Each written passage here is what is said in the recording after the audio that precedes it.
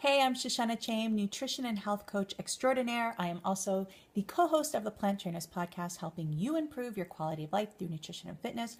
You could find us on Stitcher, on Spotify, on Apple Podcasts, or anywhere else where you love to listen to podcasts. And I hope that you join us if you haven't already.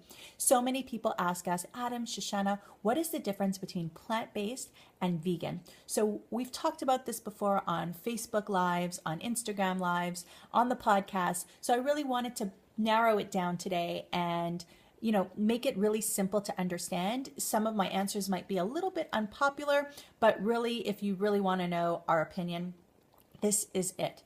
So I want you to think of both of them in a positive light today. Veganism is more of an ideology. It's more of your values and your ethics and the way that you run your life. And plant-based is more of science-based research that is causing you to make certain decisions. So when you think about plant-based, you're thinking about the foods that you eat. So you are eating no animal products, but you are eating fruits, vegetables, nuts, seeds, legumes. And you could either be partially plant-based or heavily plant-based or 100% plant-based. So there are animal products that might sneak into there. Usually when we're talking about plant-based, we're talking about 100% plant-based, but sometimes there's some animal products like honey that sneaks in there. When we're talking about vegan, we're talking about not eating or using any animal products at all.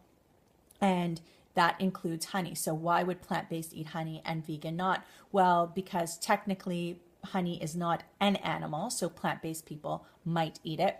But the reason why vegans don't is because we're really exploiting the bees. We're relying on the bees to create food for us. It is food that they need, or our food that they need to be able to survive. A lot of time we go in and we gather it and there's contamination that happens, and then all the hives and the bees need to be burnt down so that it doesn't spread.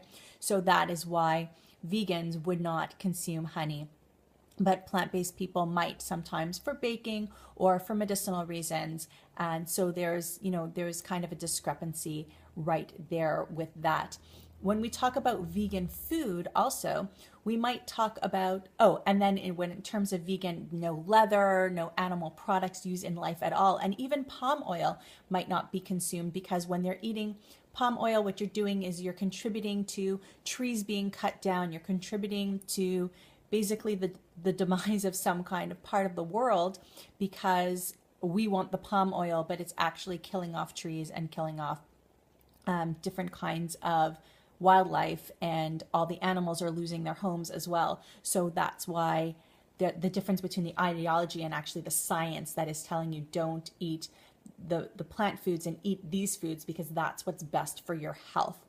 Vegan food and plant-based food is different as well. Vegan food, although it will not contain any animal products, it might indeed contain chemicals, it might be heavily processed, there might be oils in it, and it might not actually be good for the insides of your body.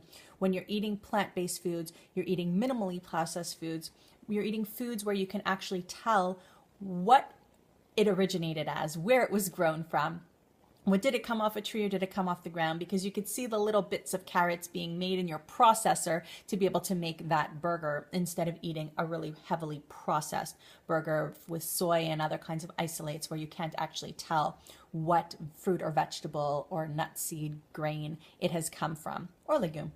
Then we have a really nice overlap happening now, where we have the vegan community that maybe they're still sick, maybe they have some health issues going on, maybe they're overweight, and they want to start taking better care of themselves. So they're adopting more of the plant-based side to their diet. And then we have a lot of the plant-based community who's recognizing the impact that we have on water, on animals, on the planet, on other human beings, and our compassion side starts to come out. So everything begins to overlap. We have vegans who are taking better care of themselves so they could take better care of the world. And then we have plant-based people who are really getting that vegan heart, those vegan ethics, those vegan values happening. And it's a really, really nice overlap that we see. And I think at the end of the day, we want to come together for the people, for the animals, for the planet, wherever we are in our journey. That's okay, as long as we are looking out to be more of the solution than the problem. And I really do applaud everybody who's on a journey, who's starting to combine those two.